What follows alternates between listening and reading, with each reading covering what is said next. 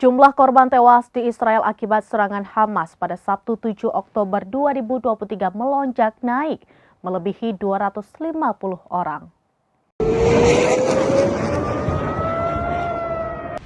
Jumlah korban tewas di Israel akibat serangan Hamas pada Sabtu 7 Oktober 2023 melonjak melebihi 250 orang. Juru bicara militer Israel Jonathan Conricus menjelaskan pada Minggu 8 Oktober 2023 pagi ketika pertempuran terus berlanjut di bagian selatan negara itu semalam. Dia mengatakan bahwa situasi masih belum sepenuhnya terkendali setelah Hamas serang Israel.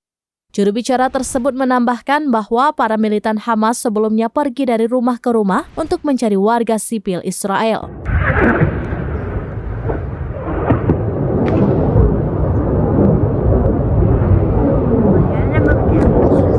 Conricus mengatakan beberapa penduduk telah dieksekusi dengan darah dingin di rumah mereka. Sedikitnya 250 warga Israel telah terbunuh sebagai akibat dari serangan tersebut dan Conricus yakin bahwa jumlah ini akan meningkat. Untuk sementara ini, angka kematian akibat serangan Hamas di Israel menjadi lebih banyak ketimbang jumlah warga Palestina yang tewas di jalur Gaza akibat serangan balasan Israel. Sebagaimana dikutip dari Sky News, juru bicara militer Israel tersebut mengatakan bahwa Israel akan melakukan respon yang belum pernah dilakukan sebelumnya terhadap operasi melawan Hamas.